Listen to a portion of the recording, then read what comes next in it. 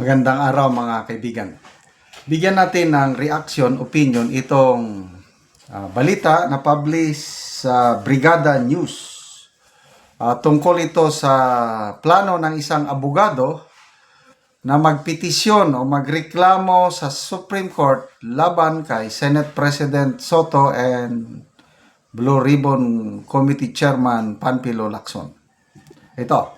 Title, Petitioner handang dumulog sa Supreme Court sakaling hindi pa rin ilabas ang draft report ng Blue Ribbon Committee.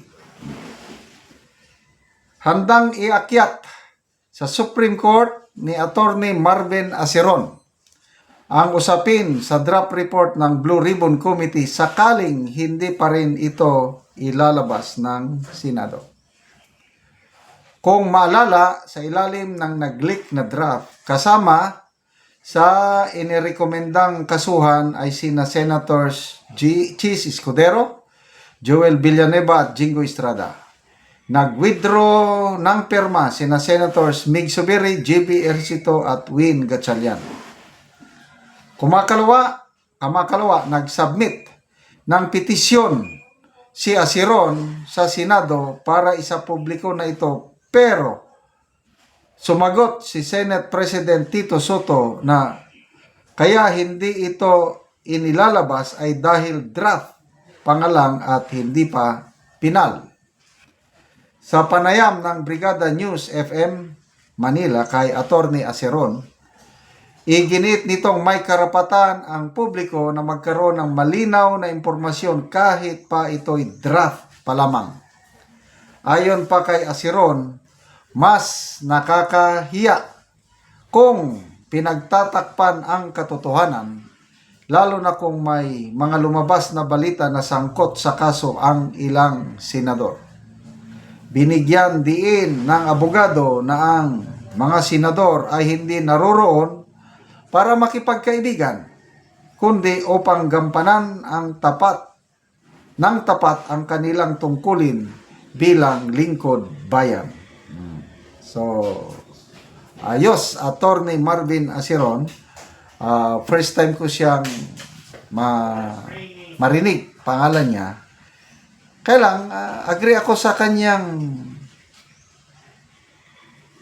posisyon na dapat malaman natin. So, ang rason na draft pa lang, I don't know kung tatanggapin nyo ba yung rason na hindi, draft pa lang yun eh. Wala na, nakita na nga eh. So, sana ilalabas. Ako rin gusto kong malaman. Tama yung punto ni Atty. Aceron na walang pagtakpan. Kung talagang may kasalanan yung tatlong senador na yan, eh dapat ituloy nila ang pag-recommend. May nabanggit, may nabasa akong post.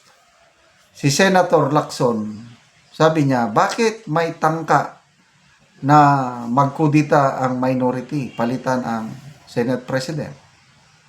Ang nakikitang rason ni Senator Lacson ay dahil sa nag-leak na Blue Ribbon Committee report na kung saan nandun yung tatlong minority senators.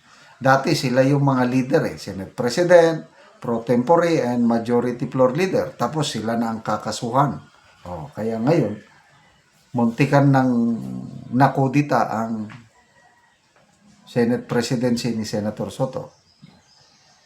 So, kailan ito ilalabas? Final man o draft, may karapatan ang taong bayan.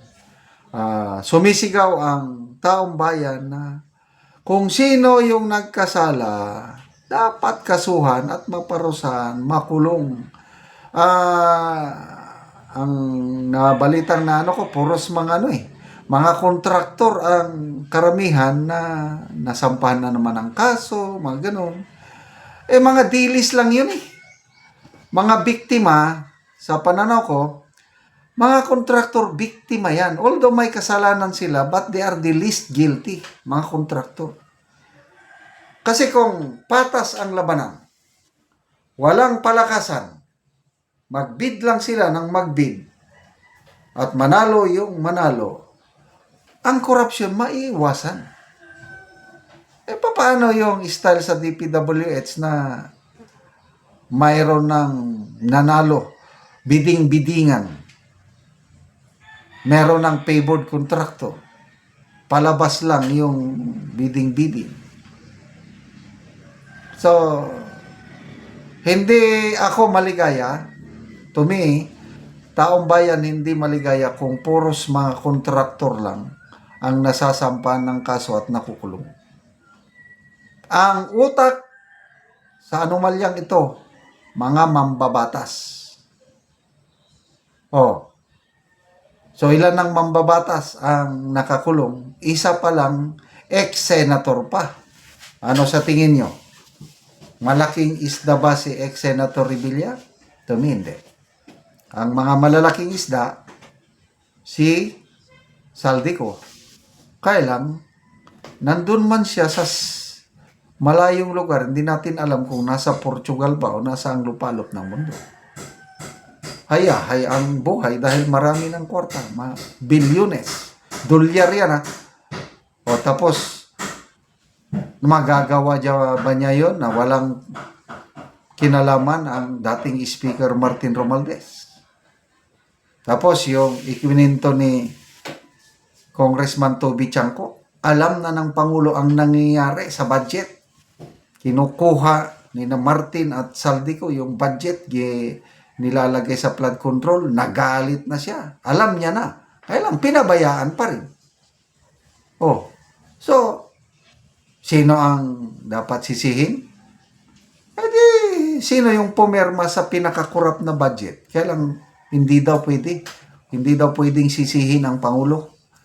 Dahil wala daw siyang ginawang masama. Granting na hindi siya nagnakaw o wala siyang ginawang masama, ang problema, yung kahinaan naman niya bilang Pangulo.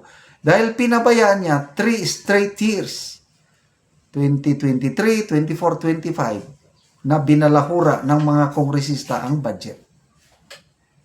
Command responsibility. So, God save the Philippines. Salamat mga kaibigan sa inyong pagsubaybay sa ating channel. Nakakatulong kayo ng malaki sa tribong Talandig ng Bukidnon dahil ang income natin sa channel na ito pantulong sa tribo. Namimigay tayo ng libreng yero at pako para makapagpatayo sila ng mas maayos na tirahan. Panoorin nyo ang video na ito. Nis kuya ang nataga Anugero. Nani ang iyang atopan.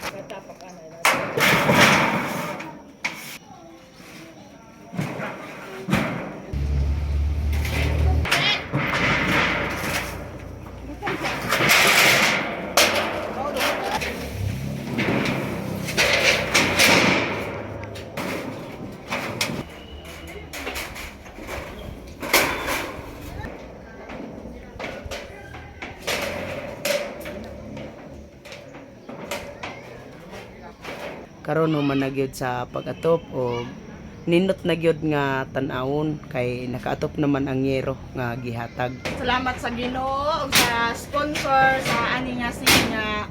Tungod ani hinabang nga sinya nakaatop na gyud ko nga. Na sige kay mangitag budget bang atop.